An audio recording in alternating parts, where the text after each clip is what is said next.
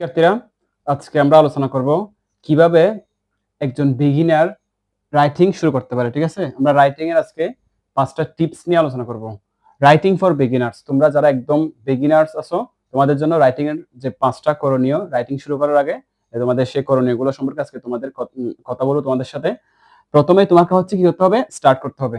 তোমাকে রাইটিং লিখে অবশ্যই কি করতে হবে, স্টার্ট করতে হবে। যে কোনো বিষয় তোমাকে লিখতে হবে, না লেখা ছাড়া তোমার রাইটিং এর যে স্কিল সেটা কখনোই আসবে না। ঠিক আছে, তোমার প্রথম কাজ হচ্ছে তোমাকে তোমার আশেপাশের বিষয়গুলো নিয়ে, তোমার স্কুল, তোমার টিচার, তোমার ফ্যামিলি এবং তোমার নিজ সম্পর্কে কি করতে হবে, লেখা শুরু করতে হবে, বা যে কোনো একটা নির্দিষ্ট বিষয় ধরে তোমাকে লিখতে হবে। সেটা প্রথম প্রথম ভুল হবে, তোমাকে ভুল লিখতে হবে প্রথমে। ঠিক আছে, তাহলে আমাদের কি করতে হবে, প্রথমে লেখা শুরু করতে হবে। 2 নম্বর যে স্টেপ সেটা হচ্ছে ব্রেইনস্টর্মিং করতে হবে।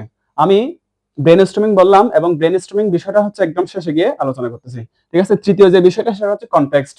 তুমি যে বিষয়ে লিখবা, তোমার বিষয়ের কনটেক্সট তোমাকে আগে কি করতে হবে, জানা থাকতে হবে। ঠিক আছে, তুমি যদি বিষয়ের কনটেক্সট না জানো, বা তুমি যে বিষয়ে লিখবা সেই বিষয়ের কনটেক্সট জানা না থাকলে তুমি আলটিমেটলি তুমি কি শুরু করতে পারবে না, বা তুমি কোনো কিছু লিখতে পারবে না। ঠিক আছে, এরপর হচ্ছে থিঙ্ক বা থিঙ্কিংটা কিরকম হবে।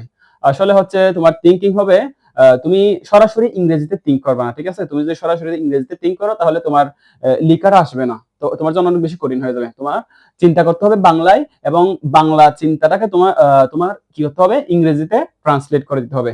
ওকে, এরপর হচ্ছে একদম শেষে সেন্টেন্স মেকিং। তোমাকে অবশ্যই সেন্টেন্স মেকিং শিখতে হবে বা সেন্টেন্স মেকিং জানতে হবে, কারণ তুমি যদি সেন্টেন্স মেকিং না জানো তুমি কোনোদিনও রিটেন ভালো করতে পারবে না, বা রাইটিং এ ভালো নাম্বার উঠাতে পারবে না। কেননা কোন একটা রাইটিং হচ্ছে কয়েকটা 10টা 15টা বা এরকম 20টা সেন্টেন্সের সমষ্টি হচ্ছে একটা রাইটিং তৈরি হয়। তুমি যদি প্যারাগ্রাফ লিখো, তো একটা প্যারাগ্রাফ লেখার জন্য তো কয়েকটা সেন্টেন্স তোমাকে লিখতে হবে। ঠিক আছে, সেজন্য তোমাকে অবশ্যই কি করতে হবে, সেন্টেন্স মেকিংটা কি করতে হবে, জানতে হবে। কিভাবে সেন্টেন্স মেক করতে হয়, সেন্টেন্স মেক মানে স্ট্রাকচার গুলো তোমাকে অবশ্যই কি করতে হবে, জানতে হবে। একদম শেষে যে মানে বললাম ব্রেইনস্টর্মিং, এই ব্রেইনস্টর্মিং বিষয়টা হচ্ছে তুমি যে বিষয়টা নিয়ে লিখবা ওই বিষয়ে হচ্ছে তোমার মাথার মধ্যে কি করতে হবে, চিন্তা করতে হবে। অর্থাৎ তোমার মাথায় চিন্তার ঝড় তুলতে হবে। ঠিক আছে, তোমাদের প্যারাগ্রাফের কথা যদি আমি বলি, আমি কিন্তু আজকে তোমাদের এই যে ফ্রি হ্যান্ড রাইটিং যেটা আছে এটা কিন্তু শুরু করি নাই, জাস্ট তোমাদেরকে কয়েকটা কি ট্রিক্স দিচ্ছি তোমরা কিভাবে শুরু করবা। ঠিক আছে, অনেকে হচ্ছে শুরুই করতে পারে না।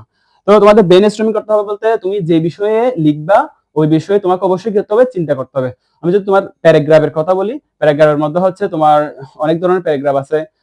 তার মধ্যে একটা হচ্ছে কি কজ এন্ড ইফেক্ট। তো কজ এন্ড ইফেক্ট প্যারাগ্রাফের মধ্যে তোমাকে এখানে হচ্ছে কজ গুলা কি কি, ধরো আমি যদি লোডশেডিং বলি, তো লোডশেডিং এর কারণগুলো তোমাকে খুঁজে বের করতে হবে। প্রথমে টপিক সেন্টেন্স, এরপরে পর্যায়ক্রম হচ্ছে কারণগুলো আসবে, এরপর হচ্ছে ইফেক্ট কি কি, তারপর হচ্ছে এগুলো থেকে উত্তরণের উপায় কি, এরপর হচ্ছে সবশেষে কি একটা কনক্লুডিং সেন্টেন্স লিখে দিলে হচ্ছে তোমার কি হয়ে গেল, একটা প্যারাগ্রাফ লেখা হয়ে গেল। সেজন্য তুমি যদি এই 5টা বিষয় মেনে চলো, বা এই 5টা বিষয় তুমি মাথায় রাখতে পারলে তোমার প্যারাগ্রাফ লেখার অনেক সহজ হবে ইনশাআল্লাহ। এই সবগুলো বিষয় নিয়ে আমি তোমাদেরকে সম্পূর্ণ গুছিয়ে রাইটিংটা কি প্রত্যেকটা রাইটিং ধরে ধরে একদম শেষ করাবো। এবং তোমাদের সবার জন্য শুভকামনা। আসসালামু আলাইকুম।